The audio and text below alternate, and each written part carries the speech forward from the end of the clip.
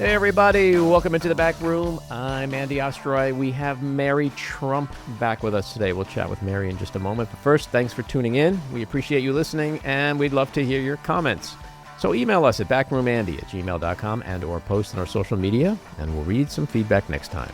And if you like the podcast, please rate and review and follow or subscribe, and you'll be notified every time we post a new episode. So Mary Trump is an American psychologist and author. Her first book, Too Much and Never Enough, How My Family Created the World's Most Dangerous Man, which sold nearly 1 million copies on its first day of publication, is considered a serious game changer in the 2020 U.S. presidential elections that Donald Trump lost decisively to Joe Biden. She is the author of 2 other New York Times bestsellers, The Reckoning and a memoir, Who Could Ever Love You? Mary holds a PhD in clinical psychology and a master's degree in English and Comparative Literature from Columbia University. She writes The Good in Us, a best-selling newsletter on Substack, and is the founder of Mary Trump Media and the Mary Trump Media YouTube channel. Mary, welcome back into the back room. Thanks, Eddie. It was really good to be here. Well, I said to you before we got on that I already feel good the minute I see you. I'm glad. I wish more people had that reaction with this. So. Well, there's so much to discuss, but I have to ask you perhaps the most important question in the country that I could ask you right now, and that is, tonight's the premiere of the Melania documentary. Do you have your ticket? Yeah. Oh, as you can imagine, I'm going to be a VIP at that event. You're in that roped off aisle. Yes. Yeah. Well, yes, I am indeed roped off. Keyword rope. Yeah. Yes. I sadly though can't make it because I had already planned to pound nails in the back of my hand. Yeah, I was going to say I'd rather jab an ice pick into my eyeballs, but that works too. That works, yeah. I'm an atheist. I'm not a man of faith. But if there's a God above, may she tank the shit out of this movie. Yeah, I'm also an atheist, so I hopefully it doesn't require a higher power. It just requires people thinking she's so vile and uninteresting and vapid that they wouldn't want to subject themselves to this nonsense. Although on the other hand, though, and this is sort of the depressing part, I don't think she cares. She got her cool $40 million for nothing. Thanks, Jeff Bezos. Yeah. Yeah, I was just telling somebody before that having made a documentary myself, which HBO funded, $40 million for a documentary, and then like $35 million on top of that for promotion and marketing. Well, man, that is just like... I mean, that's unheard of, right? That's unheard of. Unheard of. Yeah. I mean, maybe you go to Sundance and there's a bidding war and you get 10 or 11 million for it, but like, and that's like a movie that actually has some substance and some viable commercial potential. This is just like it just seems like a bribe. Another one of Bezos's little bribes. In his sad, pathetic little existence now. Yeah. Yeah. But I vacillate, so obvious. I vacillate between thinking, like what you said, like hopefully nobody wants to see this. But then it's like half of America put him in the White House twice. And if those people are like, yeah, this is going to be a great movie, I don't know. But I think the tell is when he tweets like 5 days ago that you better get your tickets because they're selling quickly, which is really not how movies work, right? Like it's not like a one-night concert. Like it's going to sell out. Like it's going to open up in what, 1,000, 2,000 theaters across the country? Like who buys tickets to movies in advance anymore, right? So I think it's very unlikely. Means it's bombing in his mind. Yeah, unless it's, Avatar or something, and you have, or, new Star Wars thing, and you have people lining up the night before, what have you. No, people don't buy movies in advance, especially when they know that the movie theater will likely be empty. Right. So, well, we do get, Box Office Mojo. I mean, there are websites and Hollywood Reporter and Variety and other media outlets who report on box office numbers. So we're going to know. Like, he's not going to be able to fudge these numbers. Oh, it is going to be the most successful movie ever made. It's like nothing you've ever seen before. All of that. It's the same shit that he says about the economy, which is all a lie. And he continues to hope that enough people are going to believe him instead of what they actually see, instead of the actual data, instead of their actual own lived experiences. Like, he can say all he wants that prices are down, but if people's paychecks aren't stretching as far as they used to, they may actually believe that things are more expensive. Yeah. So, Well, the thing that keeps me sane is I look at him and I see a man who's desperate, who's flailing, who's yep. trying to distract away from Epstein, distract away from his chaos in Minneapolis, the tragedies there. Yeah. Yeah. But the reason why his popularity is so low, the reason why he's underwater on his signature issues of immigration, crime, inflation, bringing down grocery prices, et cetera, is based on what you just said. That the people in this country have eyes, they have ears, they have pocketbooks, they go shopping, they know what's true and what's bullshit. And so it's almost like you have to be a horse with blinders, just filter out his noise, stay focused on what's real. We know the numbers, right? We see where he is or isn't popular. We see what's happening with the Republican Party. We've seen all the special elections of the last year and a half. We saw last November election results. It's not a good time to be Donald Trump and the Republican Party, which is why I think we're seeing so much of what we're seeing. So, as his approval sinks and the picture gets worse for them, that's when it seems like the chaos just amplifies. Yeah, well, you nailed it. He's desperate. And he's desperate because he's losing control of the narrative in a way he never has before. And he's also losing control of himself in a way that on some deep level he's aware of.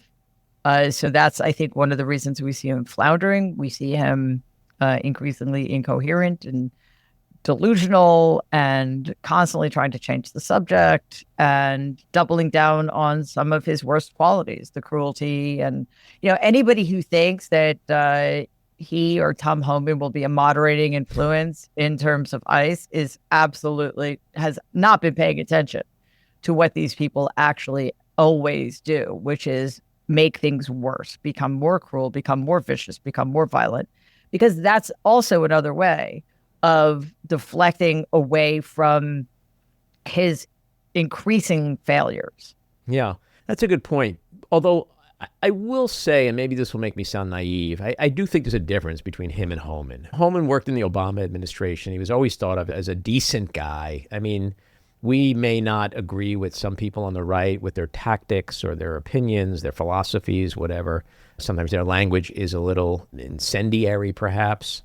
I think that, on some level is to be expected with these people. But I do think today, Homan was trying to turn the temperature down a little. His boss, unfortunately, threw him under the bus later that day and pretty much contradicted everything he said about, scaling back the amount of agents in Minneapolis and so forth. But Trump, to your point, like when we talk about, like, is he going to pivot? Is he going to turn down the temperature? Well, after his supposed big pivot where he was going to turn down the temperature, what did he do? Representative Ilhan Omar was assaulted at her town hall. He posted that she's a fraud and probably sprayed herself. Okay. Yes. That's number one. Yesterday, he called Alex Preddy an insurrectionist. An insurrectionist. This is a guy who pardoned 1,500 actual Capitol storming insurrectionists.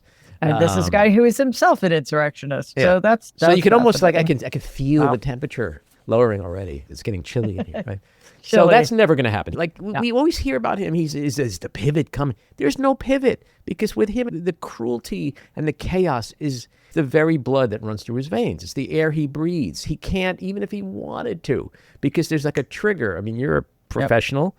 With him, I call him a sociopath. People call him a malignant narcissist. There's something definitely wrong with him, big time. Psycho, whatever. Pick your poison. But he can't help himself. If the minute something doesn't go his way or he hears something, he goes into that default mode. And that default mode is to attack, to demean people, to threaten. And he could walk into a room with a whole different set of priorities and intentions. But within seconds, it could go out the window. So that's why we never see a pivot. We never see accepting blame. We never see being accountable for anything. We never see a lowering of a temperature. Never, ever. And it's never going to happen. to the contrary, it's only going to get worse, which leads me to my Yes. next question, which is about his physical and mental health, because there's been a lot of talk about what happens with people with dementia. You know, his father had it, your Right, grandfather. yeah. And a lot of the experts will say, professionals will say that, you know, when you have dementia, you start losing it to the point where you can become very aggressive, you can become dangerous, you can do things that are just not rational. And I want to know from your perspective, is that what we're seeing right now, where like he is suffering from something? I don't know what it is, but what do you make of it right now? Yeah, well, I think, first of all, the most important thing right now for us to understand about Donald, because we've got 3 more years at least to go of this. So he's always, there's no worst. You know, there's no point at which you could say, oh, well, you know, he can't get any worse than that. Yes, he can, and he always will. Because, one, because the cruelty and the chaos you mentioned benefits him, or at least he thinks it does. Also, because, as I said, he is sort of losing control of the narrative, which is making him more desperate. But in the context of what you're discussing in terms of his decline, his deterioration, there are 3 different areas here. Donald is somebody, and I've never diagnosed him for the very simple reason that you can't diagnose somebody who's not your patient and whom you can't assess. Diagnosis is a process. It's not like you could just look at somebody and say, oh, they're that. No, you have to be tested, and the data need to be analyzed. It's a very lengthy process, but there's also this point at which it doesn't matter what exactly he is. We see the damage he's doing. However, he does have serious, long-standing, undiagnosed and untreated psychiatric disorders. What happens when you have an illness that doesn't get treated over time? It gets worse. So that's all been getting worse for a long time now. In conjunction with that, we have what seems clear to be, I mean, I'm not a medical doctor, but I think we can all look at him and realize he's getting less healthy by the day. He has obvious issues going on. We have had medical doctors point out the fact that you don't get a preventative MRI. You get a MRI if the doctor thinks something's wrong. You don't get a Montreal cognitive assessment unless a doctor thinks that there might be some issues with your cognitive abilities. So on top of that, then, of course, you have my family history of Alzheimer's, which I'm truly hoping is going to skip my generation, or at least me. And I see similarities between how he's behaving and how my grandfather behaved. You know, often when my grandfather, he started getting Alzheimer's when he was probably in his late 70s, around Donald's age. And by the time he was in his mid 80s, he was having a much harder time being around people, like out in the world and around crowds. And he would get this deer in the headlights look, as if he suddenly didn't know where he was or why he was there or who he was with. And those are the only times I ever saw my grandfather look afraid. I see that sometimes with Donald. He doesn't seem to be oriented all the time to time and place. He's forgetting people's names. He said Greenland was Iceland 4 times. And also there's this sense of not understanding the occasion. Like, he's in Davos talking about the fact that he believes the 2020 election was stolen. That's not why he was there. Nobody wants to hear that at Davos. He did that on the red carpet last night at Melania's premiere. He was talking about Georgia, and she's standing next to him, and I was thinking, this is the funniest thing I've ever seen, and also the scariest. Right, because she's probably thinking, wait a minute, this is all about me. Yeah, shut the fuck up and let me have my moment. You know? Exactly, but she's not ever going to have her moment. Anyway, so the interesting thing is that as my grandfather got older and worse, as he started to forget people he'd known for decades, his grandchildren, and in some cases his children, he had a very significant personality shift. He was a sociopath. He was a cold, unaffectionate, cruel man who liked nothing more. Well, the thing he liked more was making money. The thing he liked next to that was humiliating people he had in his control. Sounds like familiar. My dad, for example. Doesn't it just? So my grandfather became this docile, sweet old man, and who never treated me better than he did when he forgot who I was. He would call me the nice lady. And There were still moments, though, usually late at night when he was home alone with my grandmother, when he would have these fits of rage and become very paranoid. He would accuse her of stealing his checkbook. He was terrified that he was going broke and that all of his money had been stolen and he was poor. So other than that, though, his general demeanor was completely different from the man he had been.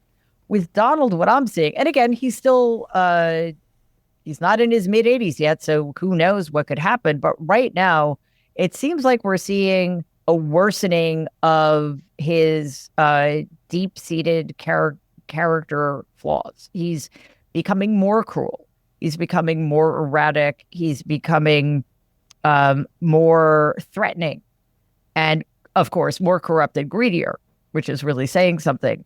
So I don't know if there's ever going to be a shift to a more benign. I mean, maybe it will be when he forgets everybody.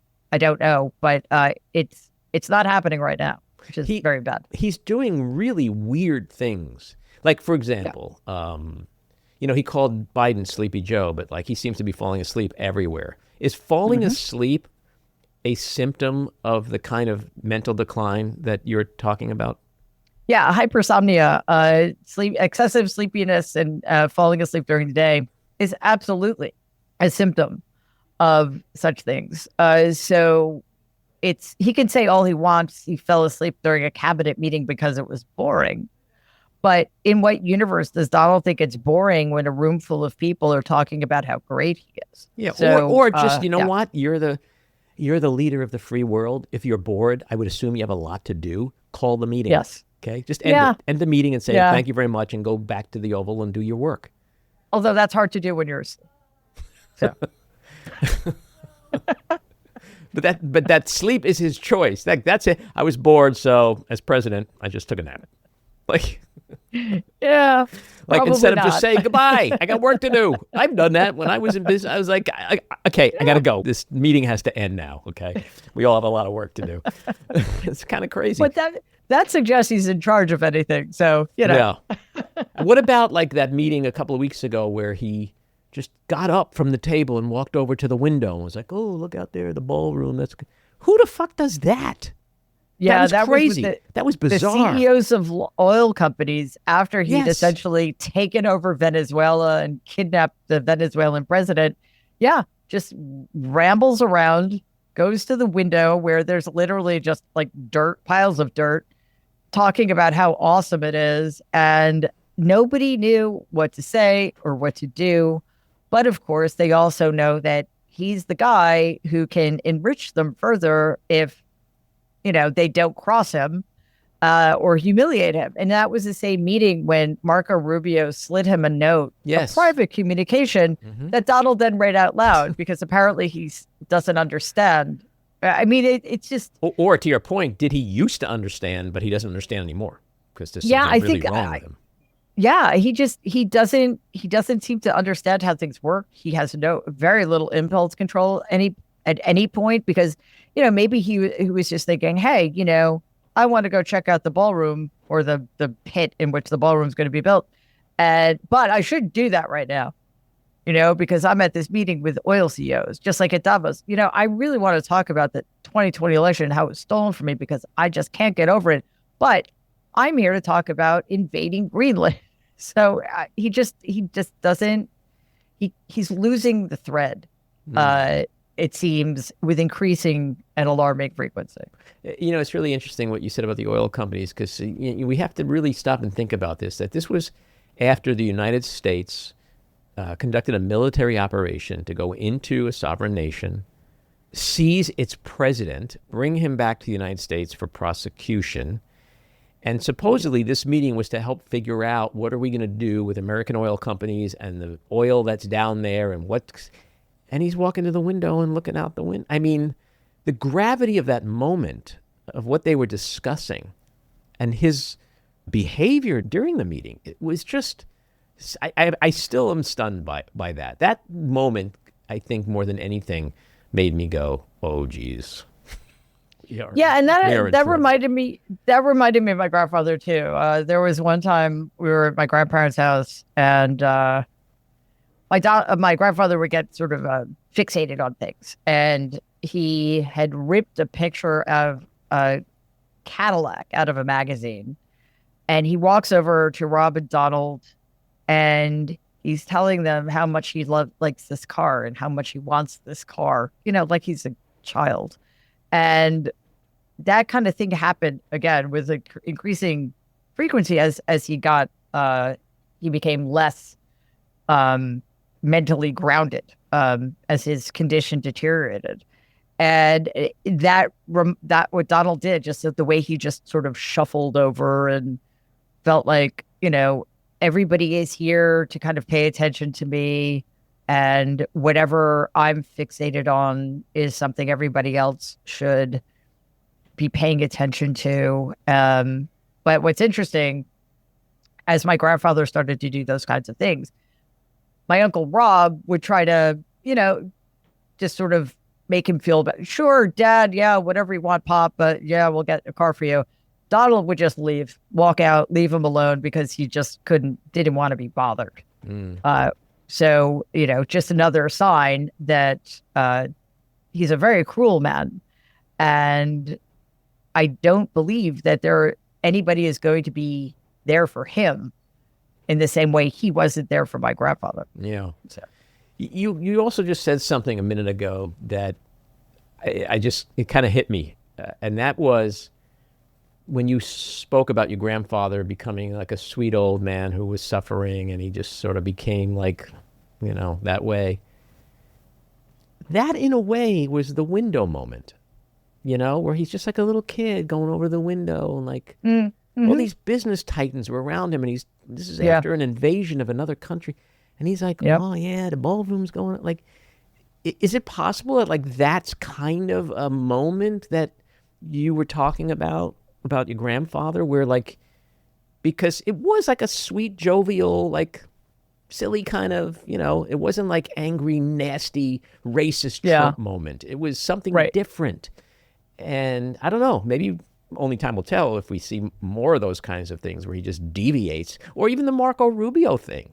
That could be like, hey, look, Marco, pass me it out. Yeah. Like, it wasn't cruel. It wasn't like mean-spirited. It was almost like a little kid who just does something stupid in like a sweet way. So I don't know. That's a really interesting observation. And I wonder if we're going to see more of that kind of thing, where you just go, what is that about? Like, yeah, I think we will.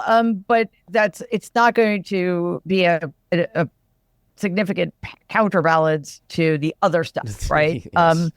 And also, when you think about it, with the exception of that, I'm sure there have been other instances, when he was sort of going off about talking about Creedmoor Psych Hospital and Little League, and his mother said wild. that.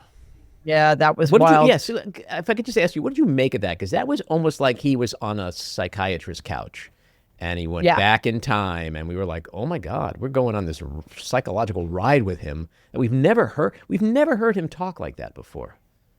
Yeah, I think the most important thing is probably the most obvious thing, that it was wildly inappropriate, and it didn't make any sense, and it was, in my view, diagnostic, that there's something seriously, seriously wrong here, and he is not aware. He's not aware at all. Is that typical of people who are going through some kind of dementia thing or early onset Alzheimer's, like where people who normally repress things, especially about a traumatic childhood, all of a sudden they start sharing these things with the world out of nowhere? Yeah, I'm not a neuropsychologist or neurologist, so I can't speak really too much about that, other than the experiences I had witnessing my grandfather go through this. And yeah, like there's, I think this is also true with most people who get older. They become very nostalgic for the past, but I think with people with dementia and Alzheimer's, it's sort of where they live, increasingly as their conditions deteriorate. So we do hear more of Donald engaging in this kind of these bizarre tangents and asides. So he also and we've seen this in different contexts, he seems obsessed with the idea of what he refers to as insane asylums and insane people. And we know that he has a close personal relationship with a fictional serial killer named Hannibal Lecter. Great guy. So great guy, yes, that Hannibal. Hey, he The he late knew how great to, Hannibal Lecter. knew how to cook a meal. Yeah. So perhaps the only That person joke with a never less gets old, healthy by the way. diet. It doesn't. So I think that between that and these other instances in which he seems completely unmoored from the present moment or the what is appropriate in the context of whatever else he is supposed to be doing is very alarming. Is it? It's not alarming because, as you say, it sort of shows this kind of more benign side of him. He's not threatening. He's not invading. He's not stealing in those moments. But a lot of the times it is also, though, still about pumping himself up. And, with the CEOs, he was talking about that great ballroom, which is, and he has admitted this, a monument to himself. Mm-hmm. So there's still the grandiosity and the narcissism and the megalomania. And also, of course, there's the fact that this is the president of the United States whose brain seems to be bleeding out of his ears with increasing frequency, who has massive amounts of power and commands the strongest, most lethal military on the planet. Mm-hmm. So there's nothing benign about that. No. Do you find it interesting that he's been starting to talk about his father's dementia? Yeah, I mean, I think that's sort of a piece with other things I've noticed. He's starting to talk about things that he has done has spent lots of psychic energy over the decades suppressing, but it's breaking through. And I think that suggests that it's really on his mind. And is it possible it's breaking through because, to your point a second ago, he's such a narcissist that it's all about him. So now he may be aware that he's suffering from something very similar to what his dad was suffering from. I think it's because he's not aware, and he does know something's wrong, and he needs to do what he is his sort of default and try to get ahead of it and change the narrative. So, first of all, he couldn't remember the word Alzheimer's, right? When he was talking about my grandfather's Alzheimer's, and what did he say immediately? Oh, I don't have that. Yeah, not a good sign when you're talking about Alzheimer's and you can't remember the word Alzheimer's, right? Like, well, not to make light of a situation, but like that was a really telling moment right there for me. It was absolutely telling, and that is just another indicator that things are that he is in decline, and it's not like you have these moments of decline and then you can get better. It's not. I'm not saying he will be in steady decline. There are good moments and bad moments, and good days and bad days. But the bad days will become more frequent. The good days will become fewer, etc. And it then remains to be seen. I guess the question mark is, will that have a mitigating factor on the awful things that he does that we are so familiar with? Yeah. Now, I know you're not a medical doctor, so this can only be speculation amongst us, but there's some physical situations that have become very glaring over the last year. We have the discolored hand and the lame excuses like it's too much handshaking or he banged it on a table. And the Kenkel situation, which they've insisted is chronic venous insufficiency and benign. But when you factor in all the cognitive testing he brags about that he's had and all the tests he's aced, the unexplained MRI and all the other Walter Reed visits and tests, the mysterious 3-day disappearances, the fact that he's a pathological liar. So when a pathological liar and the sycophants around him throw the word benign around, when I hear that, he's not making it till Christmas. Like... Well, right? I mean, isn't it safe to just assume, like, if a pathological liar says it's benign, it's nothing, that they're really hiding something major? They escape are. That. There's no doubt they're hiding something major because It's like the Epstein files. If there was nothing to worry about, he would have released them when he said he was going to. Absolutely. And now, the release of the Epstein files, the 3 million pages they released today, I think, well, we can't trust his DOJ farther than we can throw it. So this is, again, just they're using the thing they've been trying to distract us from in order to distract us by releasing so many documents, most of which I'm sure are heavily redacted and exonerate him and implicate other people. So it's the same thing. If the picture of health, and we see how many people are willing to lie for him. A doctor who also treated Barack Obama said without hesitation that Donald is healthier than Obama. Are you insane? And why do you still have a medical license is my question. So here's a very easy way to prove that it's benign and he's the healthiest person on the planet. Release all the records. Tell us why he got an MRI.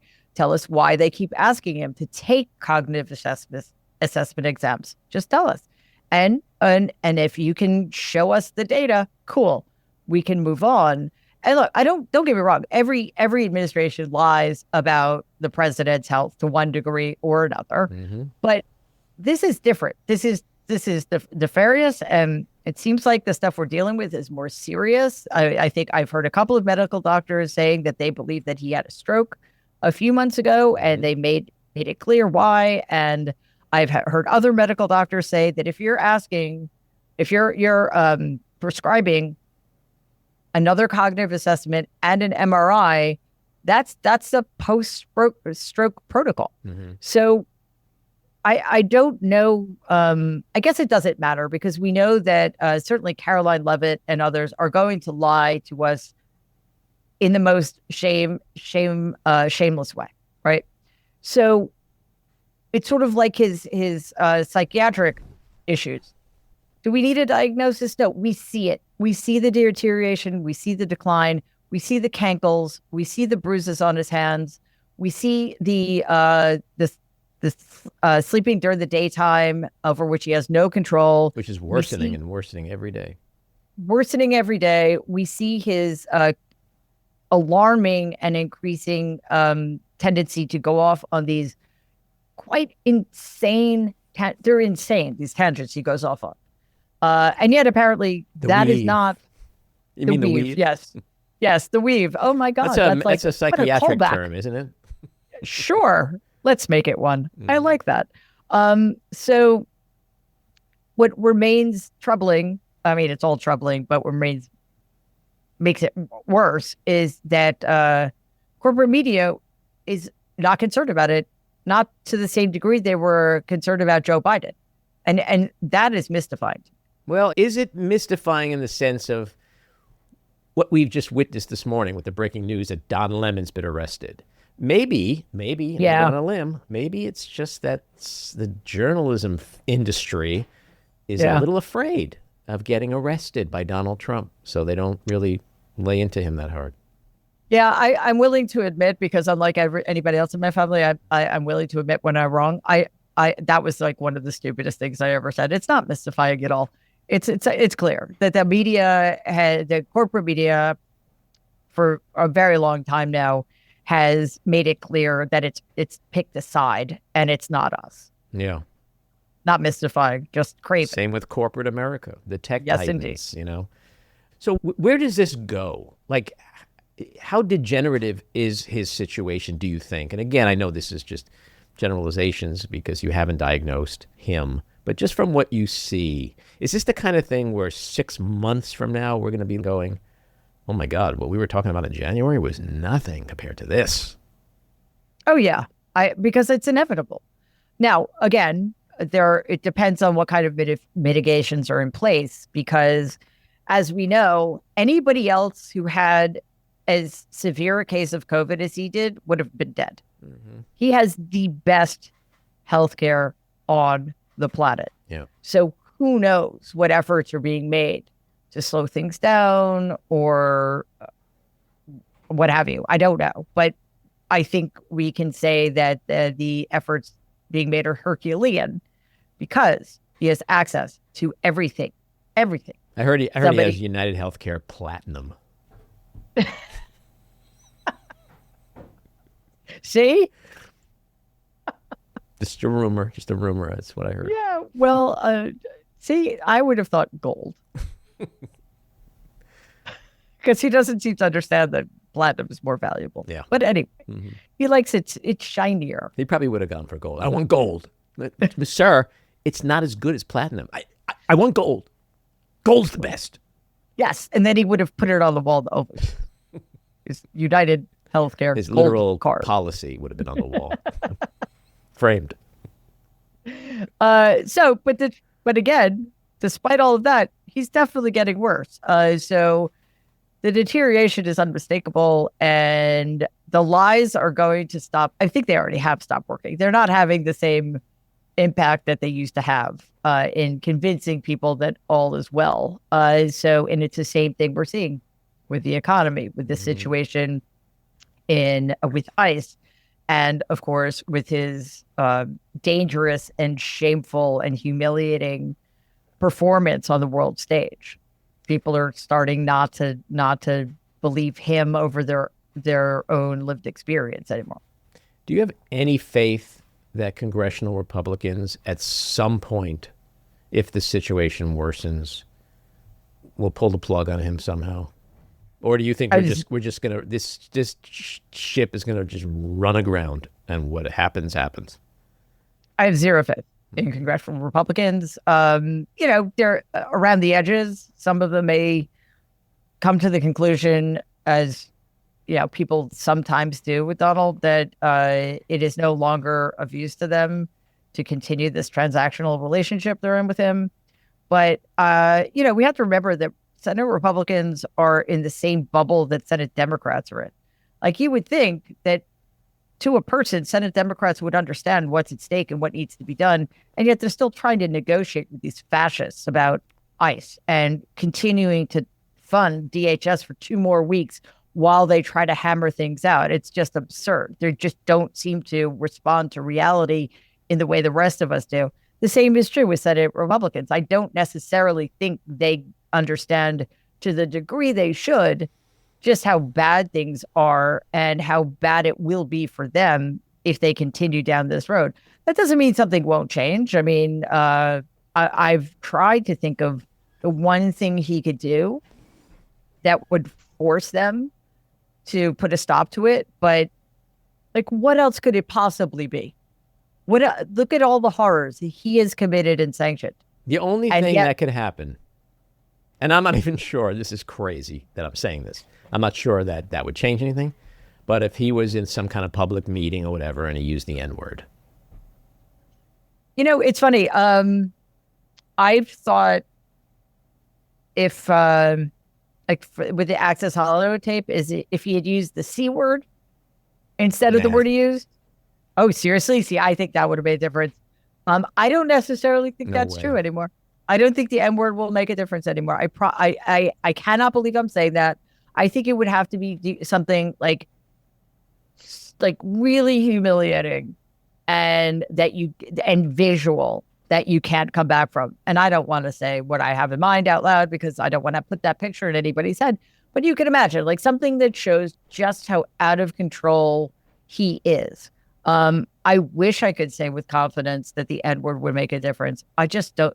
He's literally going around saying the Civil Rights Act was terrible because it just harmed white people so much. That's certainly one way to look at it. Not the right way. It is. Not a rational way, but it is a way.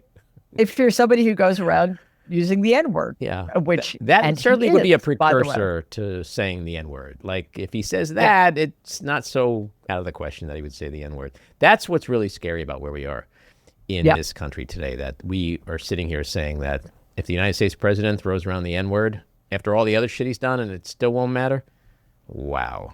That's kind of think about, and I think why we're here is because, again, he's very good at pushing the envelope in a way that sort of gets people used to things. And how many times have we heard from the media, well, it's just baked in. People know that about him. It doesn't matter. What do you mean it doesn't matter? It doesn't matter that he's a misogynist and a rapist and an adjudicated rapist and a racist. And it doesn't matter. Okay. And then, of course, the heavy lifting corporate media has done to normalize him over these many, many, many years. So, yeah, here we are. It may not make a difference if he ever did say something like that out loud. Well, the interesting thing is, and I'm still holding out hope for this, is that I think the thing that can and will bring him down is those Epstein files. Because for whatever reason, that's the hill MAGA wanted to die on. You know, that matters more to them than anything. And I've talked to MAGA people, and that's the thing that he promised them. He jacked them up on. They were waiting for it. They all did. Bondi, all of them. And now it's like, we lied. Nothing to see here. Go away. And they don't like that. And I'm happy at least there's something that they're really pissed off about, aside from maybe the price of eggs, which I'm hoping it's still about the economy, stupid. Yeah. But I don't know. But Mary, it's always really therapeutic for me to talk with you. You should send me an invoice, really. No, let's just go have coffee or something. Let's do it. Nope, all right. No invoice required. Good to see you again. Come back soon. Thanks, Andy. Bye-bye. Take care. This episode was produced and edited by me, Andy Ostroy.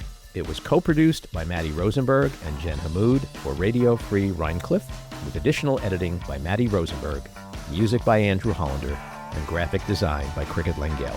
And with a special thanks to our sponsor, The Epicurean. Again, thanks for listening. Please rate and review wherever you get your podcasts, and subscribe to the Backroom with Andy Ostroy YouTube channel, where you can watch full videos of our interviews. See you next time.